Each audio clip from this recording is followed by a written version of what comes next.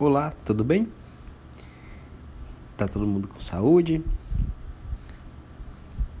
Então, hoje nós vamos estudar sobre fonética e fonologia. Vamos continuar nosso aprendizado. Tem muita coisa para estudar ainda. Eu espero que vocês gostem da aula de hoje. Tá bem?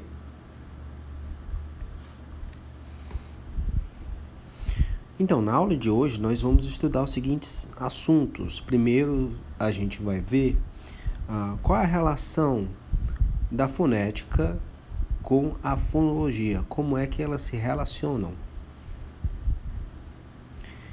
Depois, nós vamos estudar um pouco, de maneira mais detalhada, sobre o objeto de estudo da fonética. Vamos ver exemplos e vamos falar sobre eles. A gente vai também ver o que a fonologia estuda, né? Quais são os processos fonológicos. O ponto 4, a gente vai descobrir como é que são classificadas, quais são as diferenças entre as vogais e as consoantes. Esse é o sinal de vogal, esse é o sinal de consoante. Então, qual é a diferença entre essas classes? Como é que isso se organiza nas línguas orais? O quinto ponto é entender como a fonologia da língua de sinais funciona, o que se estuda, etc. Depois a gente vai refletir um pouco sobre os parâmetros, conhecer os 5 parâmetros da língua de sinais e, por último, refletir sobre a configuração de mão, um parâmetro especialmente, vamos falar um pouco mais sobre ele hoje, que é a configuração de mão. Será que ele tem relação com a fonética e fonologia? A fonética e a fonologia se interessam pela configuração de mão ou não faz diferença? Vamos desenvolver um pouco esse assunto hoje. Então, a gente já viu na aula passada um pouco sobre o que a fonética estuda, o que a fonologia ou a fonêmica estudam. E a gente tem aqui que a fonética ela vai estudar a unidade mínima, que é o fone. Posso utilizar esse sinal ou esse sinal para fone.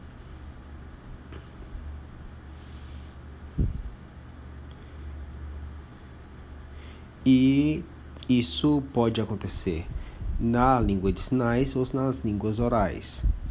As pessoas falam de maneira diferente, né? Isso é muito comum. Quando a gente falar de fonética, a primeira coisa que você deve pensar é sobre como o corpo é capaz de produzir a língua e como é capaz de receber inputs linguísticos também. Nas línguas orais, a gente recebe esse input linguístico pelo ouvido. Na língua de sinais, a gente vai receber pelos olhos.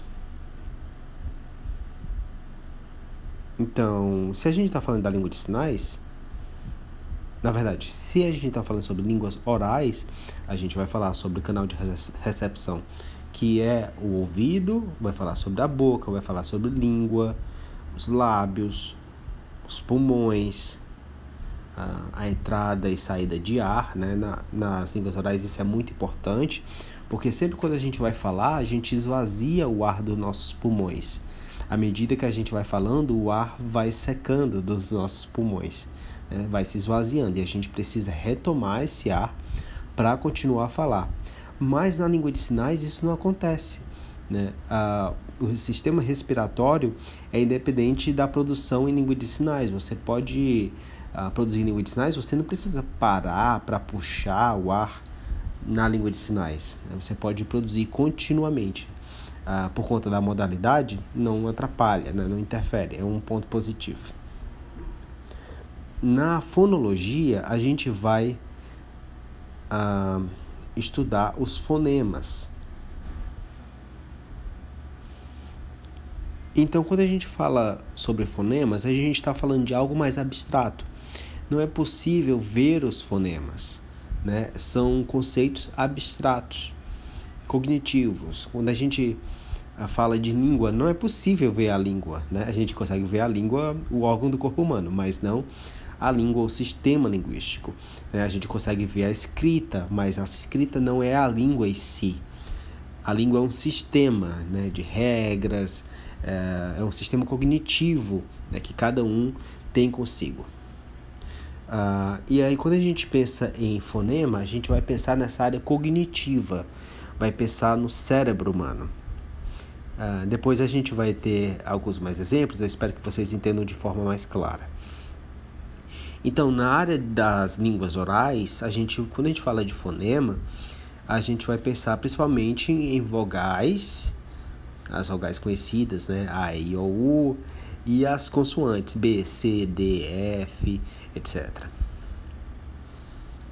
Se a gente fala da área de língua de sinais, a fonologia, vocês precisam lembrar imediatamente dos parâmetros. Sempre que eu falar de fonologia, vocês se lembrem dos parâmetros da língua de sinais.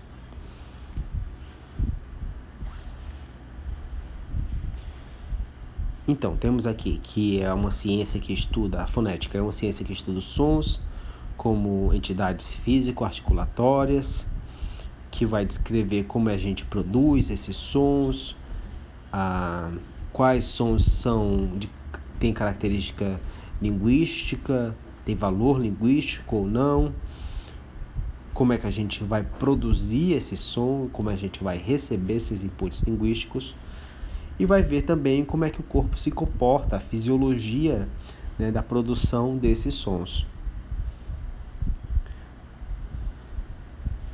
E como eu disse, a unidade mínima é o fone. Tem esses dois sinais para fone. Vocês podem utilizar um ou outro aqui na disciplina. Então, na área de línguas orais, é importante a gente lembrar do ar, né, entrando e saindo dos pulmões. O sistema respiratório tem uma fundamental importância. À medida que a gente vai falando, o ar vai saindo de nossos pulmões, o pulmão vai se esvaziando, até que você não consegue mais falar, porque é necessário que haja ar nos seus pulmões para que você fale. Então, se você não tiver mais ar, você não consegue mais produzir fala. Você precisa respirar, puxar o ar novamente, encher os pulmões de ar para poder voltar a falar. Se o ar acabar, você não consegue falar mais. Então, como é que o ar entra nos pulmões, por onde ele passa, também os órgãos internos, né, a laringe, a faringe, etc., a traqueia, a posição da língua, tudo isso contribui com que a pessoa produza fala numa língua oral. O ar pode sair pela boca ou também pode sair pelo nariz. É possível que isso aconteça também. Vai depender de qual som a pessoa vai produzir. Como se fosse, não é a letra, mas qual o som que ela vai produzir.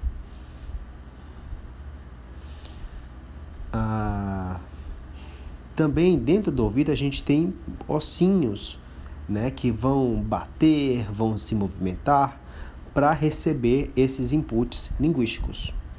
Tá bem? Agora, falando sobre a fonologia, ela vem estudar como é que essas unidades compõem a língua. Como é que a gente pode combinar essas unidades para compor palavras ou sinais? E também como é que a gente consegue distinguir sinais ou palavras que são extremamente parecidos? Como é que a gente consegue saber a diferença de uma palavra para outra, ou de um sinal para outro? O que modifica um sinal para o outro? Isso a fonologia tem total interesse em estudar. Lembra que eu falei sobre o sinal de trabalhar e de vídeo? A única coisa que vai ser alterado, o que seria? É a orientação.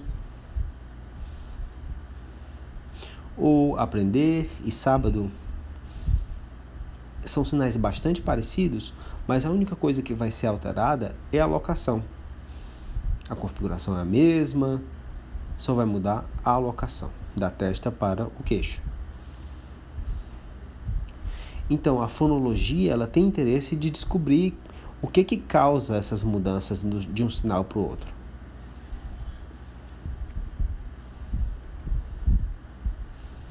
Agora eu vou pedir paciência para os meus alunos surdos. Alguns ficam traumatizados, assim, eu não quero estudar isso. Isso me lembra do período de oralização que eu passei na escola, que eu já sofri bastante, que eu ia lá para o fonoaudiólogo e sofria nessas aulas, e eu entendo isso. Mas a gente está fazendo um curso de letras e é importante a gente compreender, de maneira geral, como é que as línguas funcionam, né? Isso inclui também línguas orais, não só a língua de sinais. Claro que aqui no curso, né, de Letras Libras, a gente não vai ficar falando sobre línguas orais o tempo todo, mas é importante a gente entender, ter uma introdução de como é que funciona também as línguas orais e depois a gente foca nossos estudos nas línguas de sinais. É importante a gente conhecer, a gente como estudioso da área, conhecer como é que funciona outras línguas. Caso alguém venha se interessar, queira desenvolver os estudos, tudo bem, mas esse não é o foco daqui do curso de Letras Libras. Como eu estava falando, a gente tem a fonética, a fonologia da língua de sinais, e ela vai se interessar, por exemplo, sobre a localização da língua, também sobre como o ar vai passar por dentro do corpo, pela boca ou pelo nariz, pela vibração também, se há vibração ou não. Por exemplo, se a gente fosse falar o som de B, há vibração. Se você pega na sua garganta, fala B, e fala depois P, o P não tem vibração, é desvozeado. O B é vozeado, tem vibração. A configuração de boca é a mesma nas duas, mas a diferença é que uma é vozeada, outra é desvozeada. Uma tem vibração, outra não tem vibração. Outro exemplo disso é o S, não tem vibração, é desvozeado. E Z, a configuração de boca é igual, mas o Z é vozeado, o Z tem vibração. Se você fizer Z, você sente vibração. Então, é isso que vai estudar a fonologia também, além do modo de articulação. Nas línguas orais, é importante a gente saber que existem dois grupos principais, que são as vogais, A, E, I, O, U, que a gente chama assim, né? De uma maneira, claro, eu estou falando aqui, gente, de uma maneira muito básica, né? Muito simplificada, porque é um momento de introdução a esses estudos de fonética e fonologia. Claro que existem estudos muito mais avançados sobre a área, muito mais detalhados sobre a área. Então aqui é um momento introdutório para a gente começar a entender como é que funciona e o que cada uma dessas ciências estudam. E aqui a gente tem as consoantes. Então qual é a diferença entre as vogais e as consoantes? Como é que elas são classificadas dentro de um grupo ou em outro? Vai tudo fazer referência à passagem do ar. Como é que o ar passa pelo nosso corpo? Se não houver nenhuma restrição na passagem do ar, então a gente classifica aquele som como vogal.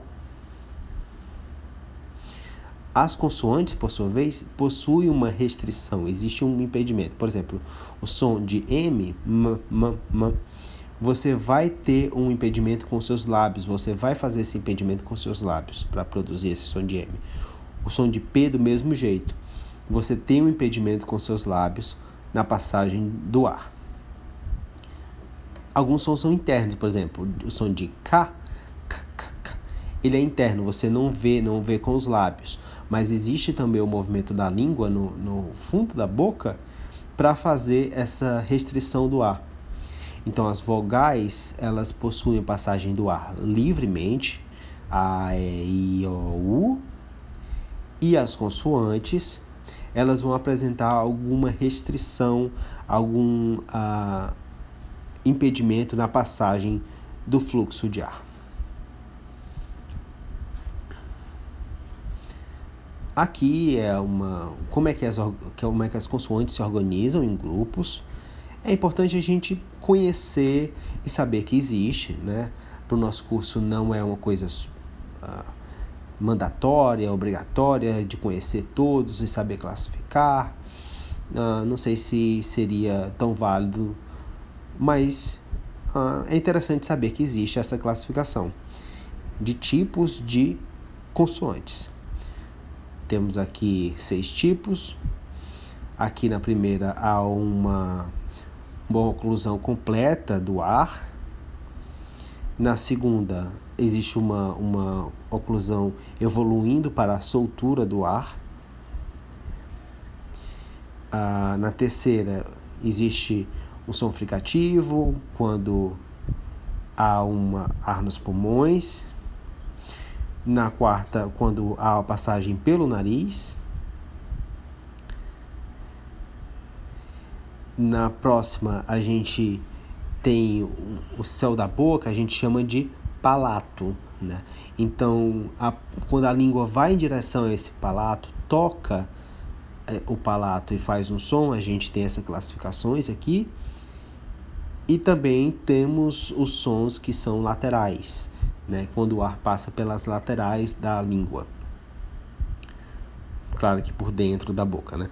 Pelas laterais da língua. Então, temos aqui exemplos de como os sons são produzidos. Temos aqui essa tabela. É um exemplo de cada tipo de som do português brasileiro. Se a gente fosse comparar com o português lá de Portugal, poderia haver algumas diferenças. Essa tabela é do português brasileiro. E vejam só que interessante. Parece que o movimento da língua, né, a pessoa está produzindo 2 sons diferentes, um de bu e um que parece com lu. Vejam só o movimento da língua aqui. Vejam só, quando ela faz bu, a língua precisa ir lá para o fundo da garganta. Bu, para formar o som de u. Bu, e há um arredondamento dos lábios. Para fazer lu, a língua toca essa parte da frente do palato, né, em cima dos dentes. Vejam a diferença de bu para lu. Então, quando a gente fala sobre a língua de sinais, claro que vai ter um enfoque diferenciado. As pesquisas, né, começaram principalmente na década de 60 com William Stoke. Ele pesquisou sobre a língua de sinais, não era brasileira, era a americana, né, no caso dele, a American Sign Language, ASL, ou ASL, para quem preferir. E aí ele conseguiu identificar 5 parâmetros, né? Não, ele conseguiu identificar 3 parâmetros.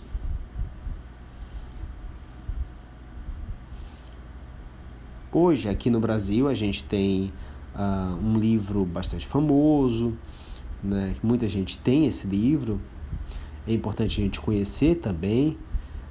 Depois, claro que muita coisa foi publicada após o livro, mas é importante a gente conhecer também. Essas são as autoras do livro.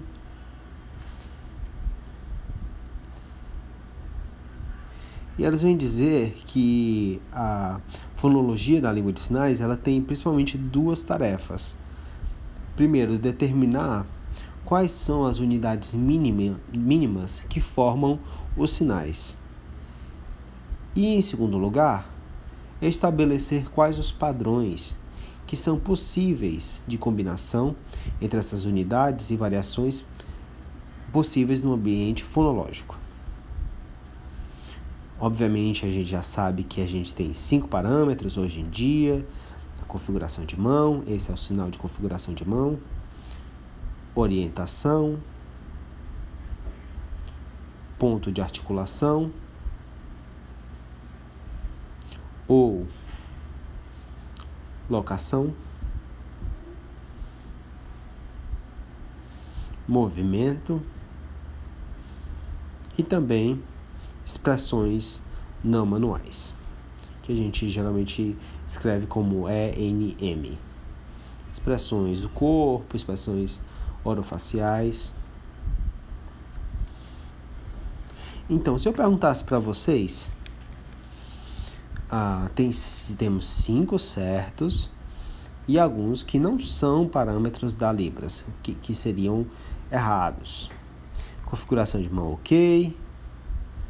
Configuração de boca. Existe esse parâmetro? Na verdade, não, porque ela estaria dentro das expressões não manuais, do número 8. Então, configurações de boca estariam dentro de expressões não manuais. Então, a número 2 a gente retira. Orientação de mão, ok. Ponto de articulação, ok. Locação, também. As duas fazem referência ao mesmo parâmetro. O significado é bastante similar. A diferença é principalmente quando o conceito foi criado, né? O conceito de ponto de articulação está mais ligado ao fato de onde a mão toca o corpo, né? Por isso que o sinal é esse. A gente toca a cabeça, os ombros. Então, ele tem muita referência a onde a mão toca. Mas, alguns sinais, ele não tem toque das mãos. Por exemplo, o sinal de ladrão não tem sequer mãos. Então, ele ocorre numa parte do corpo, mas ele não tem o toque da mão. A mão não toca em lugar nenhum. Então, por isso, alguns autores preferem utilizar o termo locação, que ele mostra onde o sinal ocorre e não um possível toque das mãos. Então, seria essa a diferença básica entre um significado e outro. Movimento. Movimento do pé. A gente não tem interesse nisso. Qual o movimento que o pé faz? Ele não é distintivo para a língua de sinais. Expressões não manuais, direção. Direção não é um parâmetro.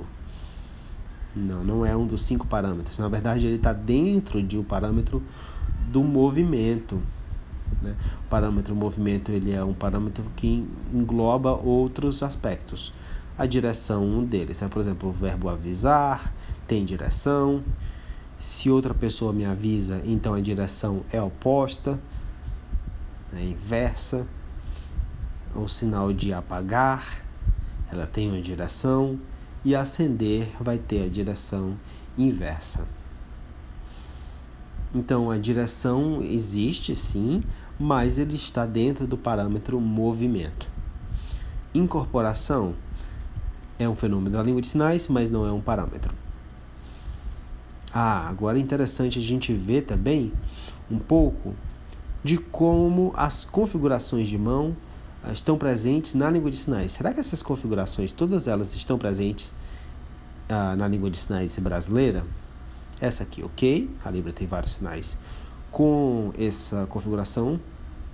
Essa aqui também, essa aqui. Nossa, é até difícil de fazer. Existe algum sinal assim? Se não existe nenhum sinal na Libras, então a fonologia não vai se interessar por mapear esse sinal. Aqui tudo bem. Será que tem algum sinal assim? Com essa configuração de mão? Ou essa? Ou essa? Existe algum sinal assim? Você consegue fazer? Essa daqui é bastante comum também. Falar. Tem vários sinais. F também, o meu sinal, Fernando, é assim.